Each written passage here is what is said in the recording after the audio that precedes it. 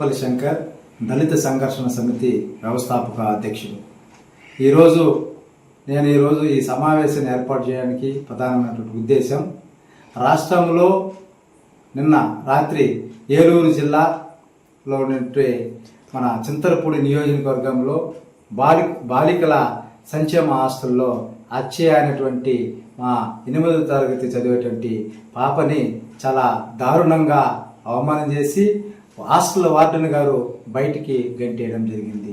ఈరోజు రాష్ట్రంలో ఉన్నటువంటి సాంఘిక సంక్షేమ హాస్టల్లో పూర్తిగా దాదాపు 1000 పైన ఉన్నాయి. ఈరోజు రాష్ట్రంలో ఈరోజు చూసినారంటే అన్ని సంక్షేమ హాస్టల్లో ఈరోజు మా పాప అచ్చయ్య పాప ఎదుర్కొన్నటువంటి సమస్యని అందరూ ఎదుర్కొంటున్నారు.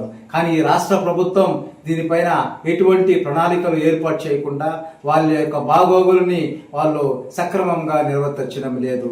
కానీ సాంఘిక సంక్షేమ హాస్టల్కి నిధులైతే కొన్ని వేల కోట్ల రూపాయలు శాంక్షన్ చేస్తున్నారు. కానీ హాస్టల్లో మనం తీసుకుంటే ఈరోజు ప్రధానంగా వసతి గృహంలో చాలా నీచంగా ఉన్నాయి. ఎందుకంటే హాస్టల్లో ఉన్నటువంటి వసతులు అన్ని కూడా సాంఘిక సంక్షేమ హాస్టల్ వసతుల్లో కూడా మనం కార్యకర్తలు చేసుకోవడానికి కానీ, బాత్రూములు కానీ, ఉన్నటువంటి రూముల్లో కానీ వాళ్ళకి సరైనటువంటి వసతులు లేదు.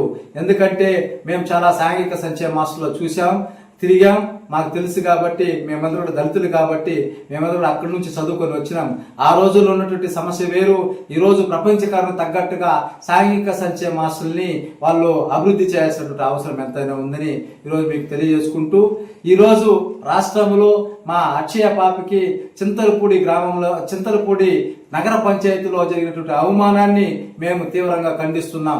ఎందుకంటే చింతలపూడి నియోజకవర్గం ఒక ఎస్సీ నియోజకవర్గం, అది ఏలూరు జిల్లాలో ఉన్నాయి. ఇక్కడ మనం చూస్తే అక్కడ జరుగుతున్నటువంటి ఆ విషయాలే రాష్ట్ర వ్యాప్తంగా ఉన్నటువంటి సాంఘిక సంక్షేమ హాస్టల్లో జరుగుతున్నాయి. కానీ అది బయటకు రావడం లేదు. కానీ మా అక్షయ పాపని పూర్తిగా తొలగించి ఈ విధంగా చేసినటువంటి హాస్టల్ వార్డెన్ గారిని వెంటనే సస్పెండ్ చేయాలి, ఆమె గారిని తొలగించాలి. అదే విధంగా మేము ప్రధానంగా డిమాండ్ చేస్తున్నాం, సాంఘిక సంక్షేమ హాస్టల్లో పూర్తిగా రాష్ట్ర వ్యాప్తంగా ఉన్నటువంటి సాంఘిక సంక్షేమ హాస్టల్లో మాకు కావాల్సినటువంటి ప్రధానమైనటువంటి డిమాండ్లు, మాకు వార్డును ఉండాలి, పర్మనెంట్గా అక్కడే ఉండాలి, అదేవిధంగా ట్యూటర్లో ఉండాలి, అదేవిధంగా మాకు వాచ్మెన్ వాళ్ళు అక్కడ పర్మనెంట్గా ఉండాలి. సాంఘిక సంక్షేమ హాస్టల్లో పర్మనెంట్గా వార్డును ఉన్నా ఆయన టైంకి వచ్చి వెళ్ళిపోతున్నారు, వాచ్మెన్ ఉన్నా ఏదో టైంకి వచ్చి పోతున్నారు తప్ప మా ఎస్సీ హాస్టల్లో వాళ్ళు సిన్సియర్గా పనిచేసే విధానము ఈ రాష్ట్ర వ్యాప్తంగా ఏ సంక్షేమ హాస్టల్లో లేదు. కానీ ఈరోజు ఈ విషయం బయటకు వచ్చిన తర్వాత మేము ఒకటి తెలియజేయాలనుకుంటున్నాం ఈ రాష్ట్ర ప్రభుత్వానికి. అయ్యా, ఈ రాష్ట్ర ప్రభుత్వానికి మేము ప్రధానంగా డిమాండ్ చేస్తున్నాం, ఈ రోజు మాకు షెడ్యూల్ క్యాస్ట్ సంబంధించినటువంటి సాంఘిక సంక్షేమ హాస్టల్ అన్నిటికీ పూర్తిగా కేంద్రం నుంచి నిధులు వస్తుంది.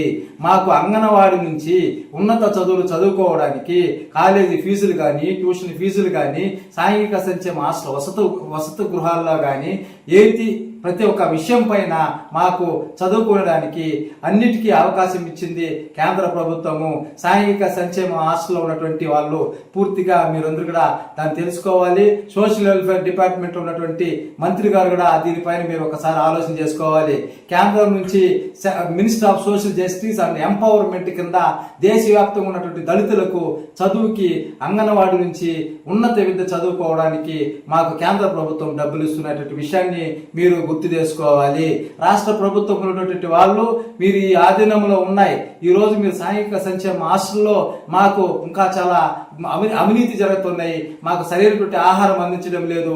మీరు దుప్పటి అడిగిన దానికి మా అక్షయ పాపని మీరు రాత్రి 10 గంటలకి మీరు బయటికి పంపించడం అంటే ఇది ఎంత దుర్మార్గమైనటువంటి చర్య ఒకసారి మీరు ఆలోచన చేయాలి.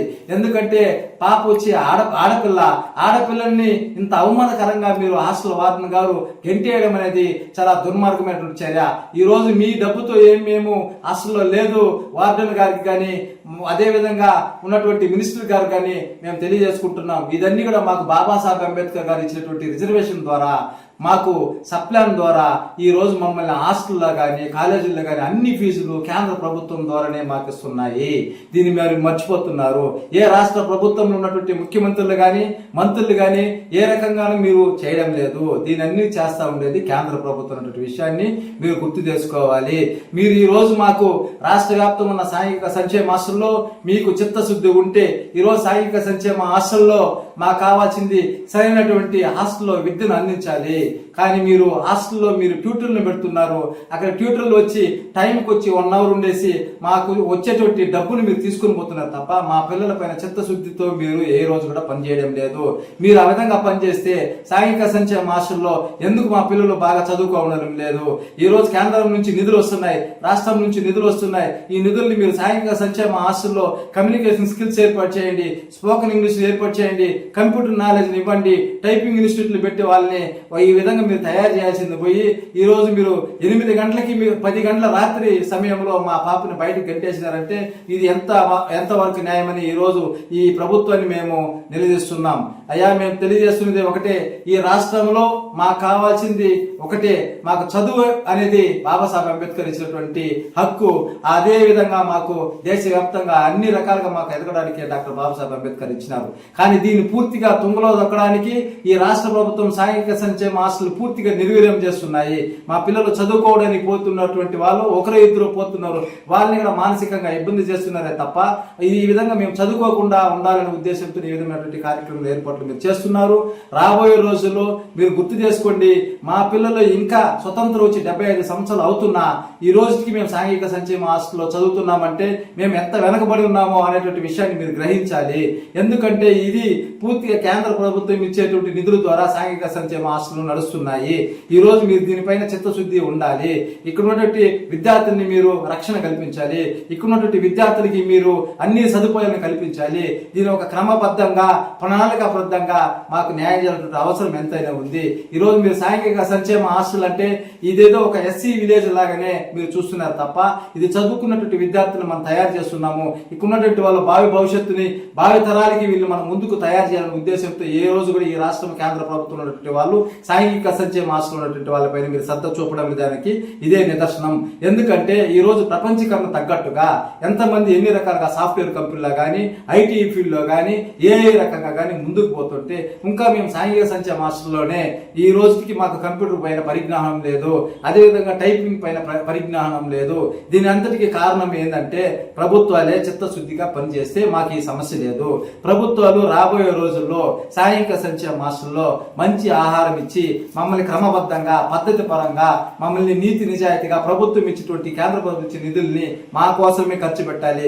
ఇదేదో మీరు చేస్తున్నది పేపర్లో మాత్రమే చూపిస్తున్నారు తప్ప నిజంగా సాంఘిక సంక్షేమ హాస్టల్లో ఉన్నటువంటి వాళ్ళు వార్డెన్లు కానీ ట్యూటర్లు కానీ అదే విధంగా ఉన్నటువంటి సిబ్బంది కానీ ఇది నా కుటుంబము, మన ఇక్కడ ఉద్యోగం చేస్తున్నాము, దీని ఇది నిజాయితీగా పనిచేయాలన్నటువంటి ఆలోచనతో ఈ రాష్ట్ర వ్యాప్తంగా ఉన్నటువంటి సాంఘిక సంక్షేమ హాస్టల్ ఉన్నటువంటి వార్డులు కానీ వాచ్మెన్లు కానీ ట్యూటర్లు కానీ కుక్కులు కానీ నిజంగా పనిచేయడం లేదు.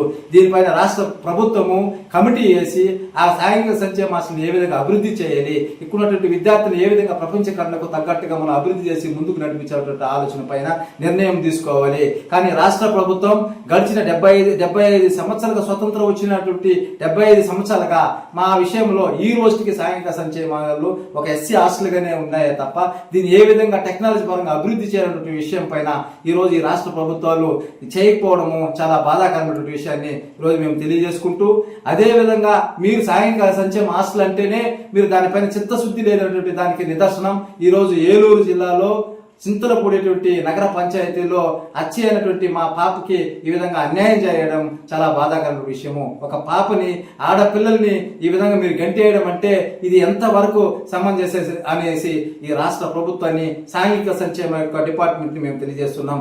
రాబోయే రోజుల్లో దీన్ని మేము కేంద్ర ప్రభుత్వానికి minister of social justice and empowerment కి రాష్ట్ర వ్యాప్తంగా ఉన్నటువంటి సాంఘిక సంక్షేమంలో జరుగుతున్నటువంటి అవినీతి అక్రమాల్ని మాకు జరుగుతున్నటువంటి విషయాలపైన మేము తెలియజేస్తాం.